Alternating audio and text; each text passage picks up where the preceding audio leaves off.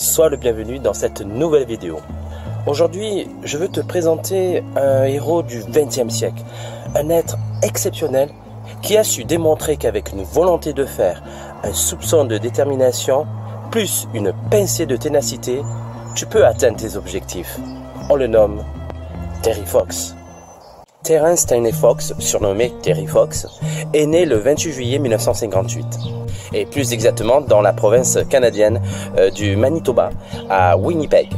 Durant sa scolarité, Terry aime jouer au basketball, mais malheureusement il n'a pas la taille requise, et il n'est pas un très bon joueur. Afin d'atteindre son but, il décide de s'entraîner chaque jour, améliorer la qualité de son jeu. À l'âge de 17 ans, il est considéré comme un très bon joueur dans son équipe locale. Grâce à quoi? Grâce à sa détermination. Un événement majeur qui va marquer son futur, son avenir, s'est produit le 12 novembre 1976. Qu'est-ce qui s'est passé? Bien, il a eu un accident de voiture. Sa seule blessure est une douleur diffuse au genou droit. 4 mois après son accident, le 9 mars 1977, on lui diagnostique un ostéosarcome. C'est quoi? Bien, c'est une forme de cancer qui débute très souvent dans le genou, comme par hasard. Le seul traitement possible est malheureusement de lui amputer la jambe au-dessus du genou. 3 semaines après son amputation, Terry Fox n'est pas découragé. Il arrive à marcher à l'aide d'une jambe artificielle, impressionnant les médecins par son enthousiasme et son acharnement pour se rétablir. 3 ans après avoir perdu sa jambe, il décide d'accomplir le projet qu'il avait imaginé juste après son amputation. Parcourir le Canada d'un océan à l'autre, dans le but de recueillir des fonds pour la recherche contre le cancer. Terry crée le marathon de l'espoir. Son but est d'obtenir $1 de chaque citoyen canadien. Terry Fox réalise une préparation physique et mentale de 18 mois, accumulant 5000 km de courses de préparation. Et le début de son périple, le 12 avril 1980, il trempe sa jambe dans l'océan Atlantique à Saint-Jean-de-Terre-Neuve. Il a l'intention de la tremper à nouveau en Colombie-Britannique. Il espère courir en moyenne 42 km par jour, la distance normale d'un marathon. Personne n'a alors jamais réalisé ce que Terry tente d'accomplir. Personne.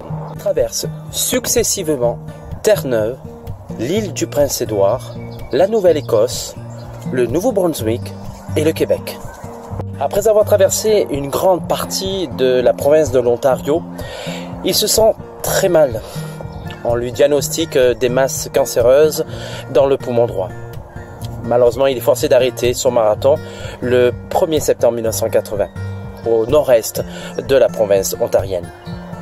Après 143 jours, il a couru une distance de 5373 km, soit près de 42 km par jour. En juin 1981, Terry contracte une pneumonie et tombe dans le coma le 27 juin.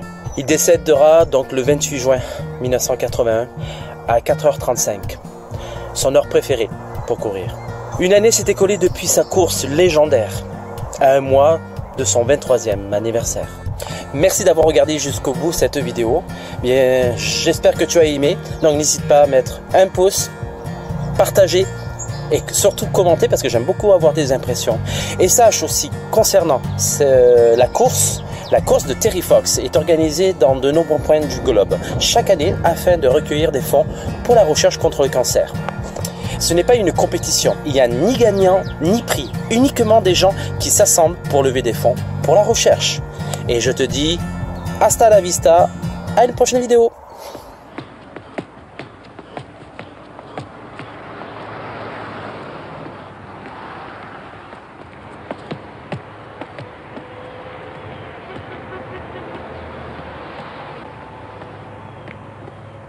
Maybe I won't make it, but if it's up to me, I think I can do it.